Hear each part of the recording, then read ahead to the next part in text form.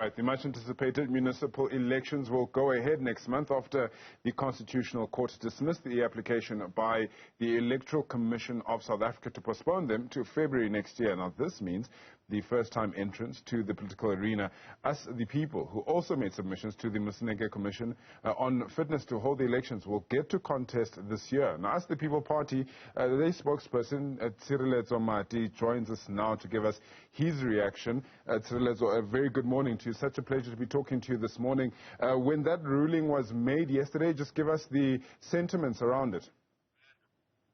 Well, good morning, Bushe, and good morning to the viewers of Newzroom Afrika.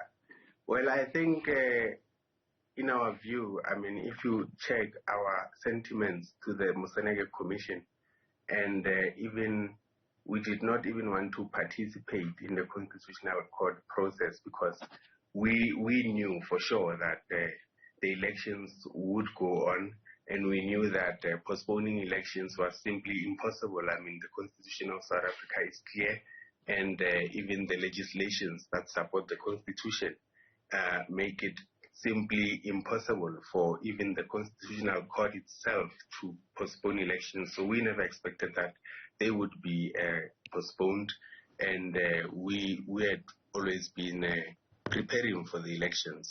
So we are glad that the Constitutional Court finally made justice to prevail, and we are also glad that they invalidated the proclamation of elections so that the voters, new voters, can actually be able to register until the minister proclaims elections again.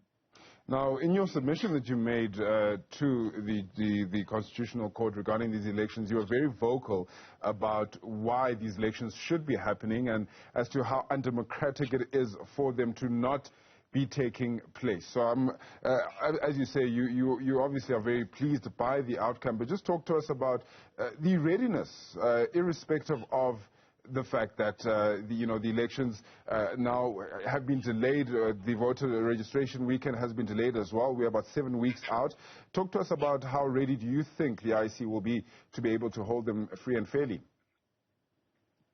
Well, even to the Moseneke Commission, the IEC did elaborate that they are ready to host elections. I mean, the only issue was that the IEC kept on postponing the voter registration, and I think with the current online process and everything else that the IEC had time to prepare for, the elections should be able to continue without any hindrance if they would allow for new voters to increase the participation of new voters. Then we'll be able to have sufficiently democratic elections. And how do you then, as us the people, hold that voter registration drive as well that you do say is very much possible, whether you use ICT or social media, but how else is your party going to try to get to the people?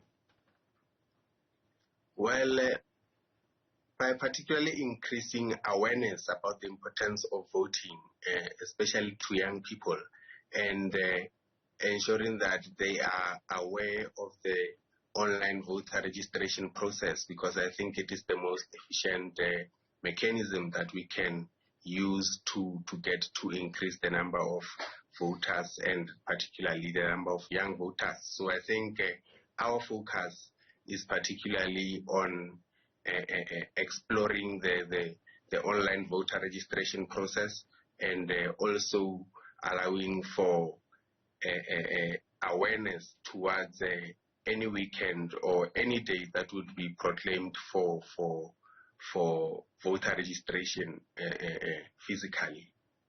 Of course, not entirely out of the woods yet. The IEC still need to give a date as to when the voter registration weekend is set to take place and when they can hold that weekend. Do you foresee any issues regarding that? If, for instance, they say, well, within the next 7 weeks, we won't be able to hold it in such a way that will be free and fair? Well, I think in the situation that we're in, free and fair, is a subjective term. So we are not expecting that these elections this year would be free and fair compared to to any other election. I mean, free and fair would be free and fair in this situation that we're in. So we're expecting that anything that would be reasonable and anything that would be explored and offered to the people would be part of the free and fair of the current situation.